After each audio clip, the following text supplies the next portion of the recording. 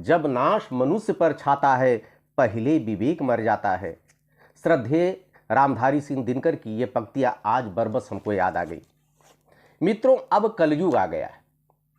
कलयुग में मृत्युलोक में अब जगह नहीं बची है, वहां पर स्थान नहीं बचा है, क्योंकि इतने लोग भर गए हैं। यहां पर लोक अदालतें लगाकर, जैसे अब देखिए ग्राम न्यायालय लोक अदालतों का दौर चल रहा है, मौके पर ही फैसला कर दिया जा रहा है। इसलिए आपके पाप जो पाप करते हो, जो पाप कर्म करते हो, उसका फैसला अब मृत्युलोक में जाने की जरूरत नहीं है, आपको यहीं पर कर दिया जाता है।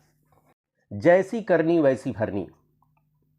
स्वामी प्रसाद मौर्य के पाप का घड़ा भर चुका है। इतना लोगों को पीड़ित किए हैं, इतनी हिंदुओं की भावना से इन्होंने खिलवाड़ किया है। अरे 80% हिंदू हैं हमारे देश में। आज छठ है, अभी कुछ दिन पहले अभी दीपावली थी, दीपोत्सव था। छठ पूजा आज देख लिए, लगभग 90% लोग आज छठ पूजा में हैं। वो अगड़े पिछड़े, एससी, ओबीसी, जनरल, कोई ऐसे नहीं, सभी लोग छठ पूजा बड़े विधि विधान से मनाते हैं। दीपावली अभी मनाई गई। इसके बाद देख लीजिएगा, अभी कांवड़ यात्रा में आप देख लीजिए 70% लोग श्रद्धा भक्ति अगर रखते हैं तो ओबीसी बिरादरी से आते हैं, वो पिछड़े से आते हैं, वो एससी से आते हैं। लेकिन स्वामी प्रसाद मौर्य ने हिंदुओं को बांटने का जो पाप किया है ना, उसको उनको भोगना पड़ेगा। मित्रों, अभी ताजा मामला आया है। स्वामी प्रसाद मौर्य यमलसी सपा के महासचिव के ऊपर पूरे परिवार पर यह आरोप लगा है कि अपने दामाद से मारपीट, गाली गलौज, जान माल की धमकी और हमला करने का आरोप लगा है। 2019 के चुनाव में हलफनामे में संघमित्रा मौर्य ने अपने को अविवाहित बताया था, जबकि वो पहले पति से उनका तलाक नहीं हुआ था, वो शादीशुदा थी। ये आरोप संघमित्रा मौर्य पर लगाया है सुशांत गोल्फ सिटी लखनऊ के रहने वाले दीपक कुमार स्वर्णकार ने, जो पेशे से पत्रकार कहे जाते हैं। ये कौन से पत्रकार थे भाई, इतना दिन बाद आप निकल आए, पहले क्यों नहीं आए? पत्नी, बेटी स्वामी प्रसाद मौर्य, इसके अलावा 3 पंडित जी लोग हैं, 2 पंडित जी लोग हैं, एक बाबू साहब हैं। बिना पंडित के काम कैसे होगा? कहीं भी अगर इस तरह की बात होती, इसमें जरूर रहते, मतलब ये मित्र हैं। सनातन को गाली दे, ये कैसे हैं? इनके लिए तो हम तो कहते हैं गरुड़ पुराण में अलग से सजा का प्रावधान होना चाहिए। जो दोनों विप्र हैं उसमें देखिए बड़े बड़े अच्छे, मैंने तो गरुड़ पुराण सुना है कि उसमें जो है सजा के बड़े अच्छे प्रावधान दिए हैं। हमारा संविधान शायद कमजोर पड़ेगा। नाम है नीरज तिवारी, सूर्य प्रकाश शुक्ला और ऋतिक सिंह। स्वामी प्रसाद मौर्य, संघ मौर्य, 5 लोग आरोपित बनाए गए हैं। 6/1/2024 यानी 6 जनवरी 2024 को पेशी होनी है। अम्बरीश कुमार श्रीवास्तव, अपर मुख्य न्यायिक मजिस्ट्रेट, कक्ष संख्या 27, लखनऊ में।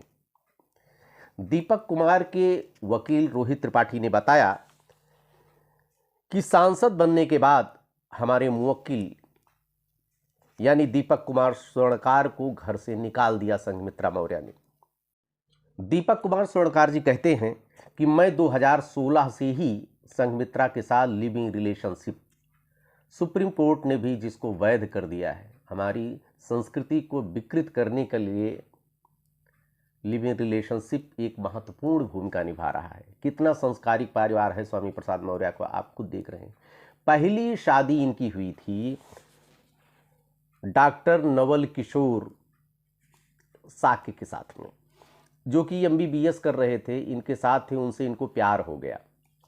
नवल किशोर साक्य से इनकी शादी हुई। 2017 में तलाक का मुकदमा दर्ज हुआ। इसी बीच में 2016 से ही लिविंग रिलेशनशिप में आ गई दीपक कुमार स्वर्णकार के साथ में, और ये मुकदमा 2021 में, मतलब कि इनके सांसद बनने के बाद जो है तलाक इनका हुआ पहले पति से। और 2019 में तो दीपक कुमार स्वर्णकार जी पति हो गए थे। वो बताते हैं कि पहले से लिविंग रिलेशनशिप में हम थे, और स्वामी प्रसाद मौर्य के पूरे परिवार को ये बात पता थी। हम लोगों ने घर पर ही शादी किया, कुछ उन्होंने फोटोग्राफ्स भी दिखाया है जिसमें सिंदूर लगाए हुए संघमित्रा मौर्य नजर आ रही हैं। इससे लगता है कि जो सबूत उन्होंने दिया है वो पूरे मजबूत हैं। और दीपक कुमार स्वर्णकार जी ये भी कहते हैं कि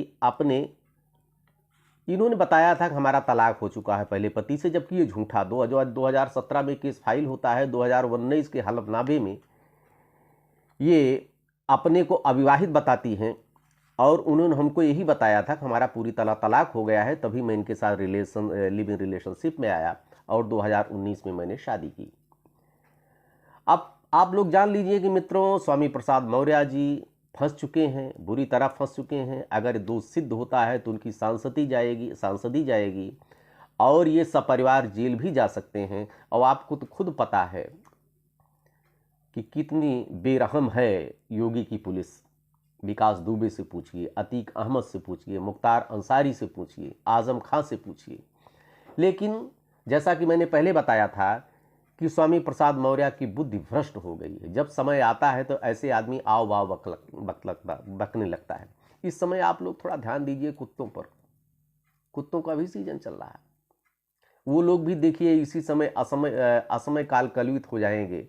40 से 50% इसी में चले जाएंगे, क्योंकि वक्त आ जाता है। वैसे स्वामी प्रसाद मौर्य जी का वक्त आ गया। इन्होंने जब सनातन को गाली देना शुरू किया, लक्ष्मी जी को गाली देना शुरू किया, अरे आपका विरोध था बीजेपी से, आप मोदी को गाली देते, आप योगी को गाली देते, उनकी विचारधाराओं का आप जो है विरोध करते, तो समझ में आता है। आप मोदी और योगी का विरोध करते करते राम का विरोध करने लगे, श्याम का विरोध करने लगे, जो आज सपा का कोर वोट बैंक है यादव, उनका भी वो भी कृष्ण के बचाए अनुयायी होते हैं। अब वो लोग कैसे चुप हैं अखिलेश यादव, मेरी समझ में नहीं आता। ये लोग विरोध क्यों नहीं कर रहे हैं? अपने आराध्य को गाली देते हुए कैसे लोग सुन रहे हैं? चलिए, वक्त आ गया है स्वामी प्रसाद मौर्य का। अब देखिए आपका क्या होता है कि 6 जनवरी को पेशी है।